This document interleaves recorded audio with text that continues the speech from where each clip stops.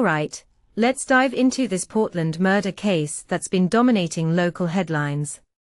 But before we get into the facts, I want you to pause and imagine something. What if a random encounter on a public path turned deadly, because of something as simple as someone's bike blocking your way?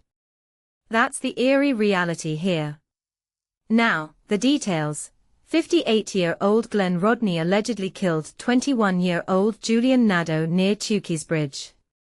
A fatal clash between a middle-aged man and a young adult, on a sidewalk.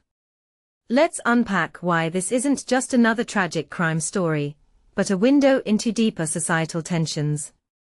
First off, the age gap here slaps you in the face. Rodney's 58, old enough to be Nadeau's father, or even grandfather. And Nadeau, a 21-year-old with his whole life ahead. What causes a man in his late 50s to escalate a confrontation to murder? Is this a generational clash? A mental health crisis? Or just raw, unchecked aggression? Personally, I think we're seeing a symptom of a society where isolation and frustration can boil over in the most unexpected places. Now, the location, Tukey's Bridge. A walking path adjacent to a highway.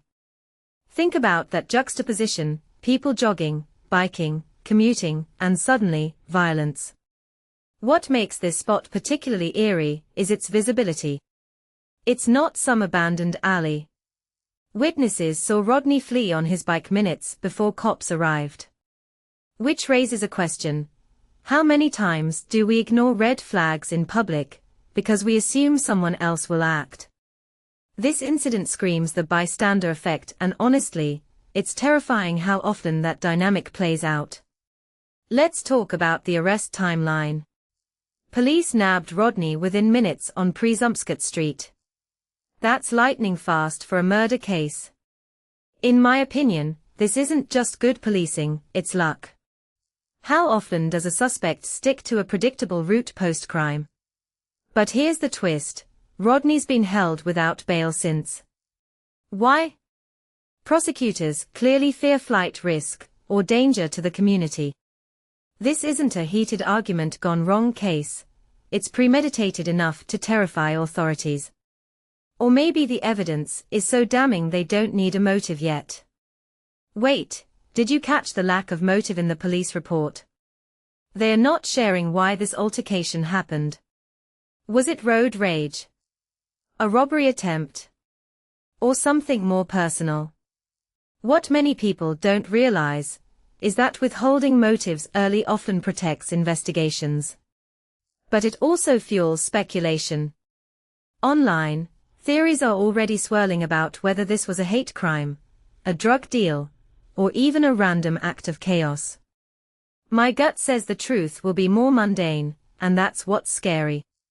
Violence doesn't need a dramatic backstory to destroy lives. Now, zooming out, Portland's crime stats. This city's not known for violent crime. So when something like this happens, it shatters the community's sense of safety. A detail I find fascinating. The police are pleading for witnesses driving, walking, or biking that night. That phrasing implies they know someone out there has crucial footage. In 2024, how is it possible to commit a murder in a public space without conclusive evidence? Either Rodney's incredibly lucky, or the witnesses are choosing silence. Which says more about us than him? Here's my final thought. This case isn't just about two men. It's about the fragility of social order. One moment, you're walking home. Next, you're fighting for your life over, what? Space on a path. A misunderstanding. A bad day.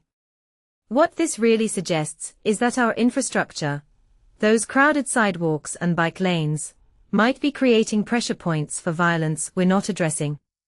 So before we label Rodney a monster, maybe we should ask what systems failed long before that bridge became a crime scene. What do you think? Drop your take below, let's dissect this together.